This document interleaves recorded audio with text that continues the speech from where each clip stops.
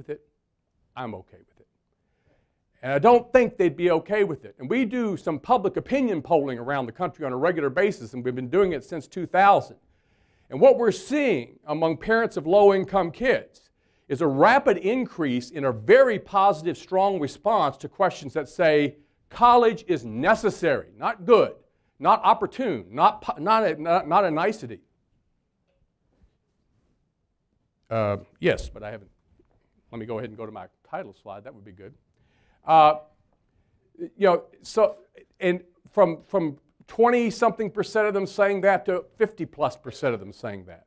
At the same time, we're seeing those same parents when they answer questions about how confident are you that you will be able to get your child to college, some form of college. That number is going down. So we're putting these parents, the title of the article from Public Agenda who did this work for us called The Big Squeeze. And we're putting them parents in a terrible situation where they are rapidly coming to understand that without some form of post-high school credentialing, education, and training, their children are in trouble. At the same time, we're convincing them that it's going to be harder and harder for them to ever make that happen. That's a terrible place for a parent to be, and we have to address that. I noticed in the PowerPoint that Mr. Mayor put out, there was a slide with Patton on it, General Patton. I have a thing I always say, example I was using Patton. It's not the same quote you use, but if many of you seen the movie Patton with George C. Scott? Okay, I don't know how accurate this is, but in the movie, George C. Scott is standing out in front of the American flag, and he's motivating his troops, and he's talking about the Great War and what we have to do. And at the end, he says, and boys, and they were all pretty much men in the room, he said, and boys, when your children and your grandchildren ask you what you were doing during the Great War, I'm going to edit General Patton here a little bit in the interest of propriety, you don't want to tell them you were shoveling duck poop in Louisiana. You want to tell them you were on the front lines trying to make a difference so that if a difference is made, you can say, we did that. And if we fail, at least we can say we were there. And the Lumina Foundation wants to be there. Obviously, from your presence here today, you want to be there, and we want to work together to be helpful to make this happen. I will leave here tomorrow to go to D.C. to meet with the heads of the minority caucuses in Congress, the Secretary of Labor, a whole raft of people around how we scale up programs to help low-income and minority youth get to college. I will leave there and I will go to Atlanta with a Southern Region Education Board to help launch a college completion agenda in the South, and then on from there. And you will be working here, and you'll be doing the real work in terms of thinking about how it makes a difference. You make a difference in saving the lives, literally, of hundreds and thousands of students here in the Chicago area. Because I will tell you, and I'll present this data in just a moment, and I don't know what Tony shared with you in terms of his data, but we're increasingly beginning to recognize that if you do not get something beyond high school moving forward in this new economy, you will be working poor. You will be working poor. Now, if you get a college degree or credential, it doesn't guarantee you're going to be successful, a lot of things, but it's a prerequisite. So with that as background, let me tell you what Lumina is trying to do, because we think we have a plan. We think we know what needs to get done. And so you're here to strategically plan and think about what Harper College is going to do. Let me tell you what Lumina thinks we need to do and what we think the country needs to do. Now, our strategic plan for the largest foundation in the country focused solely on higher education, which we are, our strategic plan is about 4,000 words long. Now, when I was in higher ed, we couldn't write a learning objective in 4,000 words. So I encourage you to be transparent and clear and focused and be about outcomes and not a lot of verbiage, because we have sort of a little bit of a reputation in higher education about talking a lot and not doing much. So Lumina has a big goal, and our communications people tell me buried in here somewhere is 60%. I hope you can see it. Sometimes it's one of those little things like where you see the old woman and then you see the young woman. But there is a 60% built-in goal 2025 here. And what does that mean? That means our big goal, and we're not very creative at Lumina, so as we worked on this, and by the way, I will just to give Lumina a little credit since they did it before I arrived there. They did that 1.5 years ago, so they set this big goal before the president got a goal, before Gates got a goal, before everybody. Now all God's children got a goal, but so we're, But that's okay, because now we're all focusing. Sometimes the words are a little different, the dates are a little different, but the point is all these goals require transformational change in this country.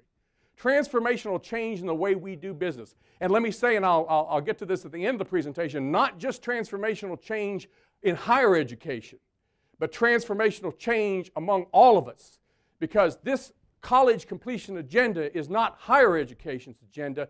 It must be America's agenda, because if it's not, we will not have the quality of life and the economy that we've come to appreciate. It will not be here for our children. It will not be here for our grandchildren. And they will look back to us and say, what did you do? Or what did you not do? What did you do to us? We thought you loved us, and you did this to us? So that's the point. Move, the big goal is to move. Now, this is based on a lot of data, a lot of it Tony Carnevale's data. This is actually a pretty moderate goal in some ways in terms of what we really need. We have been stuck in this country at around 40%. We went from 39.7% of the population with a post-secondary degree or credential 2 years ago to 37.9%, 0.2% increase a year later. Woohoo! But we've been stuck at 40%, around 40%, for 3 decades.